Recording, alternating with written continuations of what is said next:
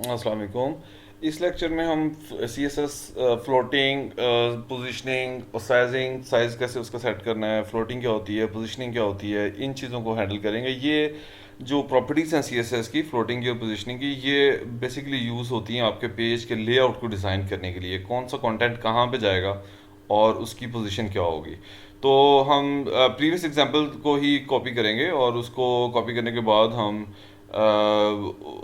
उसको आगे इन्हांस करेंगे या उसकी कोई एक सेपरेट शेप जो है वो क्रिएट करेंगे, उसको साथ लेके चलेंगे। तो पहले थ्योरेटिकली देख लेते हैं कि हम एक्चुअली करने क्या जा रहे हैं। ओके। इमेज आपने जैसा कि देखा था कि एक इनलाइन टैग है। व्हाट इफ़ यू वांट कि वो नॉर्मल फ्लो लेआउट से निकल जाए, जिस तरह ये वाला इमेज है, और वो राइट साइड पे शिफ्ट हो जाए इस तरह से, और आपका जो टेक्स्ट है वो आपका रैप हो जाए उस इमेज के अराउंड। किसी भी एच टी एम एल के टैग को अगर आपने राइट पे या लेफ्ट पे भेजना है और नॉर्मल लेआउट से उसको निकालना है, तो उसकी फ्लोट की प्रॉपर्टी को हम एडजस्ट करेंगे विद विड्थ। अभी मैं आपको बताता हूँ कि विड्थ ना देने का क्या प्रॉब्लम होगा। ये दो प्रॉपर्टीज़ कंबाइन होकर इम्प्लीमेंट होती हैं। फ्लोट राइट हमने किया है तो राइट पे शिफ्ट हो जाएगा, लेफ्ट करेंगे तो लेफ्ट पे शिफ्ट हो जाएगा। बाकी कंटेंट उस कंटेनर के अंदर, यानी अगर पैराग्राफ के अंदर ये टेक्स्ट लिखा हुआ है और उसके अंदर ही इमेज है किसी जगह पे, तो इमेज राइट पे चला जाएगा और बाकी सारा पैराग्राफ जो है वो उसके अंदर भी अंदर जो है वो इम्बेड हो जाएगा आके। ओके। तो फ्लोटिंग जो है वो एक्चुअली ये काम करता है कि आपके पेज का जो नॉर्मल लेआउट है उसको ब्रेक कर देता है उस एक कंपोनेंट के लिए, और उसको राइट पे या लेफ्ट पे भिजवा देता है। नॉर्मली आपने साइड बार्स देखी होंगी, तो आपके जो साइड बार्स हैं वो हम फ्लोटिंग के साथ एक्ट करते हुए उनको राइट पे शिफ्ट कर देते हैं। तो बाकी चीज़ें जो हैं वो सारी नॉर्मल लेआउट के ऊपर, फ्लो के ऊपर रहती हैं। तो अगर आप फ्लोटिंग नहीं कर रहे और विड्थ भी नहीं दे रहे, तो नॉर्मल ब्लॉक टैग जो है आपका वो फुल विड्थ ऑक्यूपाई करता है। बट अगर आप फ्लोट दे रहे हैं, फ्लोट राइट करवा दें, तो block tag as an inline tag act करेगा, राइट पे चला जाएगा, लेकिन अपने लेफ्ट पे किसी को नहीं आने देगा। लेफ्ट की स्पेस वो स्टिल ऑक्यूपाई करेगा, लेकिन उसका जो बॉर्डर है वो राइट पे चला जाएगा। टेक्स्ट भी सारा, कंटेंट भी सारा राइट पे चला जाएगा। लेकिन अगर आप फ्लोट राइट करें और साथ विड्थ भी दे दें, तो आपका जो लेफ्ट साइड वाला पोर्शन है, उस पोर्शन के अंदर जो नीचे वाला कंटेंट है वो फ्लो करके ऊपर आ जाएगा। तो हाँ, इस तरह से हम टू कॉलम लेआउट इस टेक्निक के साथ डिज़ाइन करते हैं। एक कॉलम को राइट पे फ्लोट करवा देते हैं और एक को हम लेफ्ट पे फ्लोट करवा देते हैं, और विड्थ हम उसकी उनकी एडजस्ट कर देते हैं। अच्छा, अब समटाइम्स प्रॉब्लम्स आते हैं। प्रॉब्लम्स ये आता है कि लाइक अगर आपने इस इमेज को राइट साइड पे फ्लोट करवाया है और इस इमेज का हाइट ज़्यादा है उस टेक्स्ट से, तो वो जो इमेज है आपका, वो इमेज आपका ओवरफ्लो कर जाएगा। तो अब एक्चुअली मैं अभी आपको डिमॉन्स्ट्रेट करके भी दिखाऊंगा कि ये बॉर्डर कहाँ से लेके कहाँ तक जा रहा है। तो वो ये जो पैराग्राफ है, ये सारा पैराग्राफ यहीं पे रहेगा आके। तो ये वाली जो स्पेस है ये ज़ाया नहीं होगी। एक्चुअली ये वाला जो हाइपरलिंक है ये ऊपर आ जाएगा, लेकिन हमारे पास एक क्लियर की प्रॉपर्टी है।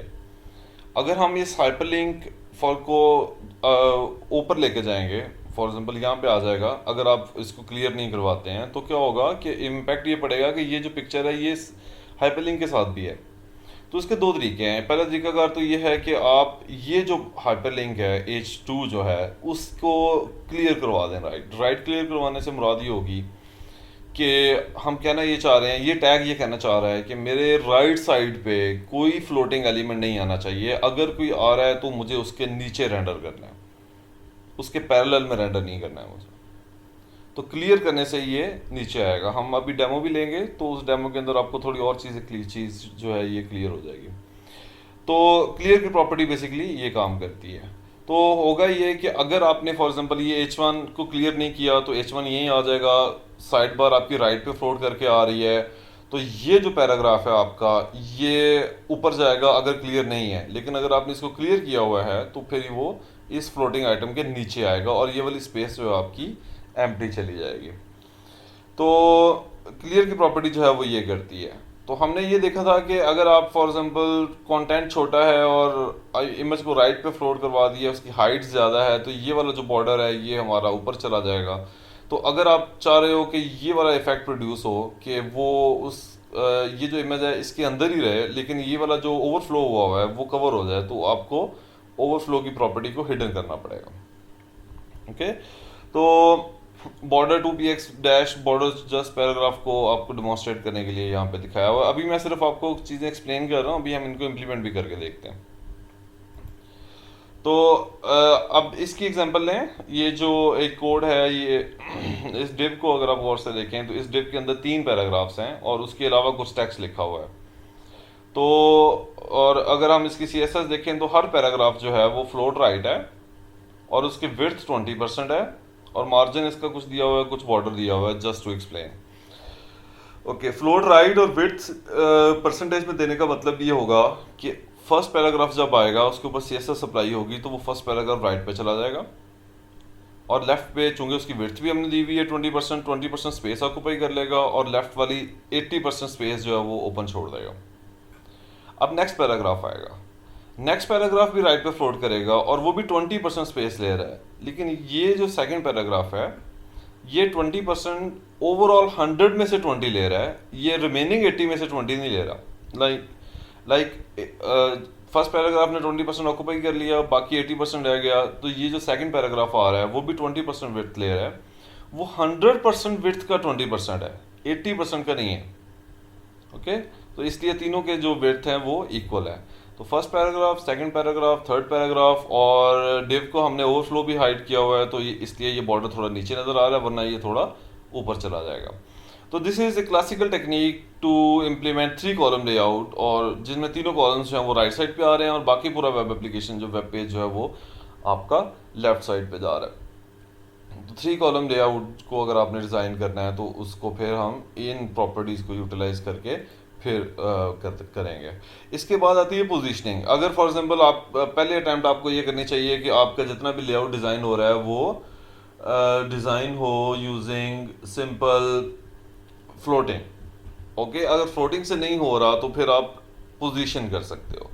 पोजीशनिंग इज दिस कि अगर आपका आप टैग को खुद से पकड़ के एक्सप्लेन करके बता दें कि आपका जो टैग है उसने कहाँ जाना है। ओके, तो 4 डिफरेंट तरह की पोजीशनिंग है। पांचवी भी है, उसको हम स्टिकी कहते हैं पोजीशन को, कि अगर उसको हमने स्टिक करवाना है तो उसके लिए हमें क्या करना पड़ेगा वो भी मैं अभी आपको एक्सप्लेन कर दूंगा विद एग्जांपल्स। तो पोजीशनिंग स्टैटिक होती है, रिलेटिव होती है, एब्सोल्यूट होती है और फिक्स्ड होती है। रिलेटिव और एब्सोल्यूट मिक्स होकर काम करते हैं। फिक्स होती है आपकी ब्राउज़र के कॉरस्पॉन्डिंग और स्टैटिक होती है आपकी डिफ़ॉल्ट पोजीशनिंग। तो ये जो पोजीशनिंग है ये आपको डेमो से ज़रा ज़्यादा बेहतर तरीके से एक्सप्लेन कर सकता हूँ मैं, तो मैं डेमो के साथ आपको पहले एक्सप्लेन करता हूँ। ओके, मैंने एक नया फोल्डर क्रिएट किया है, उसके अंदर मैं एज यूजुअल नई फाइल क्रिएट करता हूँ index.html और सैम्पल HTML फाइल में जनरेट करवा लेता हूँ। CSS न्यू फाइल क्रिएट कर लेते हैं हम styles.css, इसको हम CSS के फोल्डर में रख लेते हैं और इसको यहाँ से उठा के मैं यहाँ रख लेता हूँ ताकि हमारा HTML की फाइल्स अलग पड़ी हुई हों, CSS अलग पड़े हुए हों और इमेजेस हमारे अलग से पड़े हुए हैं। इमेजेस में एक मेरे पास इमेज है sample.jpg के नाम से, वो ये वाला है, और यहाँ पे मैं इसको लिंक करवा देता हूँ CSS को ./css/styles.css और ये है floating and positioning. Okay, let's say कि हम एक राइट कॉलम क्रिएट करना चाह रहे हैं, एक हम लेफ्ट कॉलम क्रिएट करना चाह रहे हैं और एक हम उसके अंदर हमारा कंटेंट आएगा, उस कंटेंट के अंदर जो है वो हम कोई पिक्चर्स वगैरह रखना चाह रहे हैं। ओके, तो फर्स्ट ऑफ ऑल आप पूरे के पूरे जो आपको सोचना ही होगा कि आप करना क्या चाह रहे हो। एक फॉर एग्जांपल डिव आएगी जो कि आएगी हैशटैग टॉप के साथ, टॉप या इसके अंदर मेन्यू आएगा। ओके, एक डिव आपकी आएगी जिसके अंदर कंटेंट आएगा। ओके, उस डिव के अंदर जो टॉप मेन्यू के नीचे एक और डिव में फेंक रहा हूँ, उस डिव को मैं 3 कॉलम्स के अंदर कन्वर्ट करूँगा। उस डिव के अंदर एक डिव आएगी लेफ्ट वाली, एक डिव आएगी राइट वाली, और उस डिव के अंदर एक आएगा आपका कंटेंट।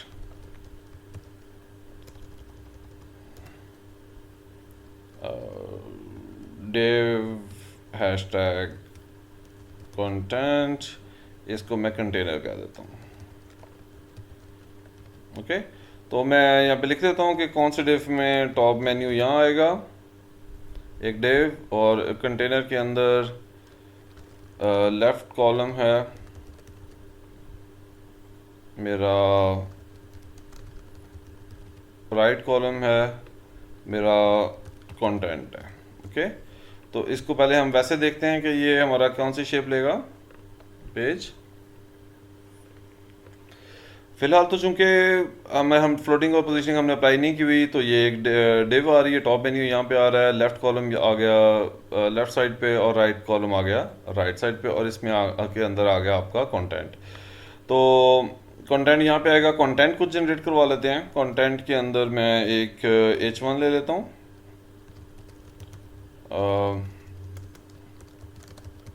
मेन कंटेंट, और एक इसके अंदर हम पैराग्राफ ले लेते हैं, और इसके अंदर हम लॉरेंट टेक्स्ट फेंक देते हैं।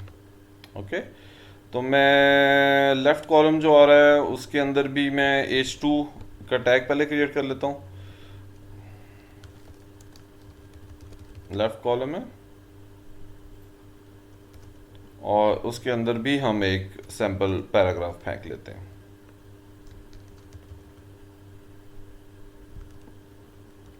एक पैराग्राफ फेंक देते हैं और सैम्पल पैराग्राफ आ गया। इसी तरह मेरा राइट कॉलम जो है उसको मैं रैप कर देता हूँ H2 टैग के अंदर,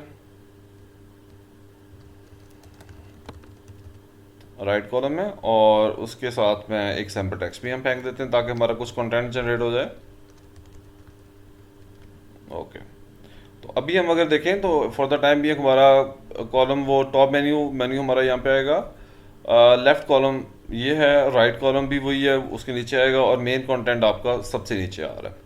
तो मेन कंटेंट को बेसिकली मैंने रैप किया हुआ है, आईडी जो मेन कंटेंट है, ये मेन कंटेंट आ गया आपका, और इन सबको मैंने कंटेनर के अंदर रैप किया हुआ है, ताकि अगर मैं इसको मैं ज़रा क्लोज करके दिखाता हूँ आपको।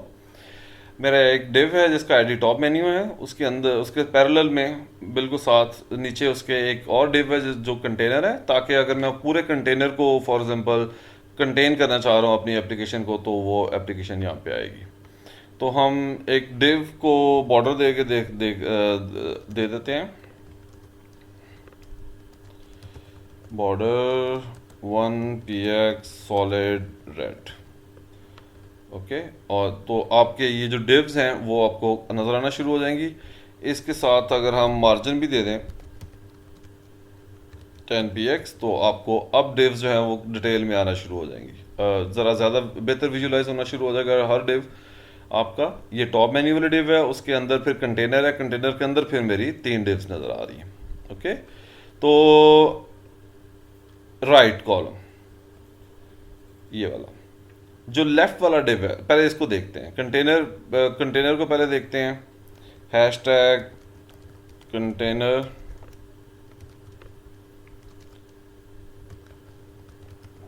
मार्जिन लेफ्ट दे देते हैं इसको, मार्जिन डैश लेफ्ट 20px, और मार्जिन डैश राइट आपका वो भी 20px है। ठीक है, तो टॉप मेन्यू आपका थोड़ा पैरेलल में चला गया, और आपका जो कंटेनर है वो थोड़ा कंटेन होना शुरू हो गया। 20 को हम ज़रा 50 कर देते हैं अंडरस्टैंड करने के लिए। इस तरह से आपने अक्सर देखा होगा कि टॉप मेन्यू आपका फुल विड्थ ले रहा होता है, और उसके नीचे जो आपका पेज है वो थोड़ा राइट और लेफ्ट के ऊपर दोनों स्पेसेस जो हैं वो छोड़ रहा होता है। तो ये हमारी स्पेस आ गई। अब मैं चाह रहा हूँ कि ये जो लेफ्ट वाला कॉलम है इसकी विड्थ दे दें हम ज़रा। लेफ्ट वाले को उठाते हैं, और उसकी विड्थ जो है वो मैं दे देता हूँ 20%। ओके, तो ये जो लेफ्ट है मेरा ये वाला कंटेनर के अंदर, वो इसने 20% विड्थ ले ली, लेकिन स्टिल इसने राइट साइड पे नहीं आने दिया किसी और डिव को। ओके, ये स्पेस जो है वो आपकी सारी एम्प्टी चलेगी, लेकिन मैं तो ये चाह रहा हूँ कि ये वाला कॉलम जो मेरा है राइट कॉलम, ये राइट पे जाए और ये वाला जो मेन कंटेंट है वो मेरा सेंटर के अंदर आए। ओके, तो राइट कॉलम इसकी विड्थ दे दी है, तो इसको अगर हम साथ में फ्लोट भी करा दें तो क्या होगा, फ्लोट लेफ्ट। ओके, अब आप ये देखें कि ये लेफ्ट कॉलम जो है ये लेफ्ट पे फ्लोट कर गया। ओके, और ये जो बॉर्डर आ रहा है ये इसका बॉर्डर आ रहा है लेफ्ट वाले कॉलम का, लेकिन अगर आप गौर से देखें तो ये जो राइट कॉलम है ये ऊपर गया है, लेकिन उसका जो बॉर्डर है वो टॉप लेफ्ट तक जा रहा है। ओके, तो राइट वाले को पहले हम हैशटैग राइट और इसका हम बैकग्राउंड कलर येलो देके देखते हैं क्या कहाँ से कहाँ तक जा रहा है।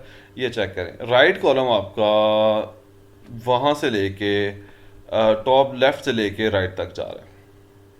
ओके, अब इसी तरह अगर मेन कंटेंट की अगर हम एग्जांपल लें तो आपका जो मेन कंटेंट है वो कहाँ पे जाएगा, तो उसका नाम हमने रखा था राइट रखा हुआ था फॉर एग्जांपल, राइट वाला कॉलम। ये जो राइट वाला कॉलम है इसको मैं राइट पे शिफ्ट करना चाह रहा हूँ। ये फ्लोट राइट और विड्थ आ जाएगी इसकी 20%। ये ले, अब आपका जो कॉलम है वो राइट पे भी फ्लोट कर गया है और वो राइट वाला कॉलम राइट पे चला गया, लेफ्ट वाला कॉलम लेफ्ट पे चला गया, मेन कंटेंट जो है आपका वो थोड़ा ऊपर चला गया। राइट कॉलम को अगर हम मार्जिन दे दें वो थोड़ा ऊपर से नीचे आ जाएगा। मेन कंटेंट का हम बैकग्राउंड सेट करके देखते हैं।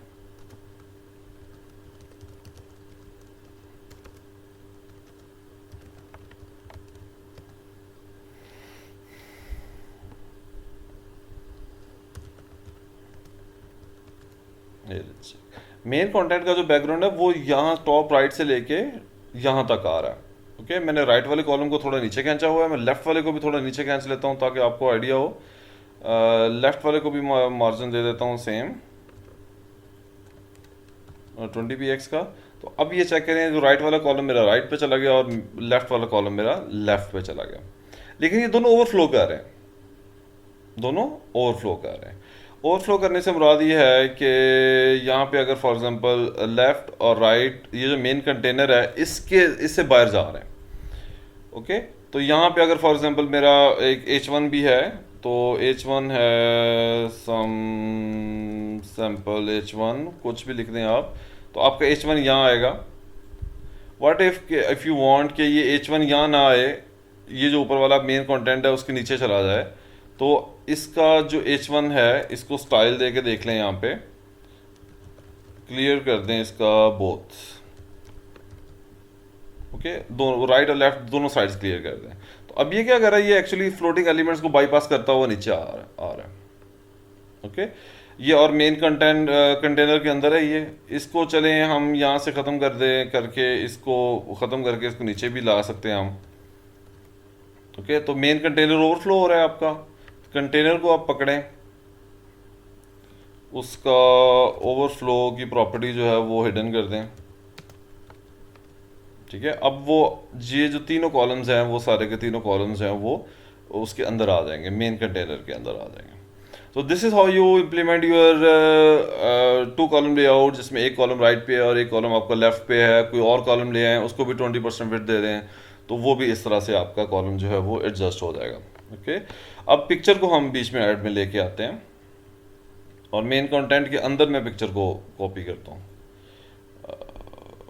कंटेंट के अंदर पैराग्राफ, पैराग्राफ के अंदर इस लोकेशन के ऊपर मैं एक इमेज का टैग देता हूँ।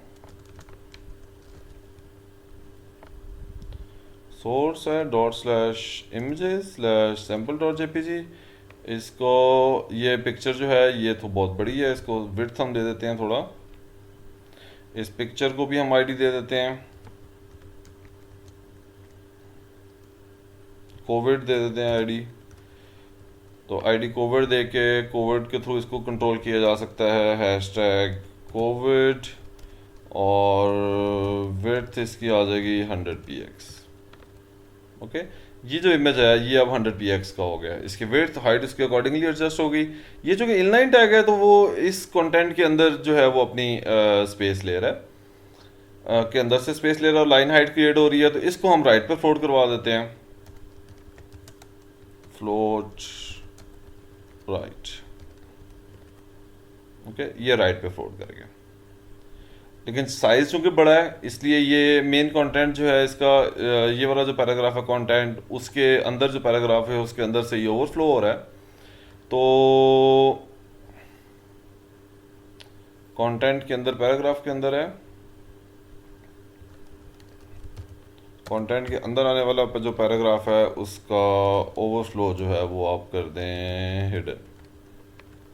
ठीक है, अब ये मेन कंटेंट जो है उसने भी अपनी हाइट इंक्रीज कर दी है, उसने अपनी हाइट इंक्रीज करवा दी है। ओके, उसके अकॉर्डिंगली ये वाला इमेज जो है वो फिर राइट साइड पे चला गया। तो इसका साइज अगर बहुत कम कर दें, हम 10 px विड्थ कर दें इसकी, वो बहुत कम साइज हो जाएगा, वो नॉर्मली फ्लोट के ऊपर आ रहा है, लेकिन इसको दोबारा हम 100 px कर देते हैं।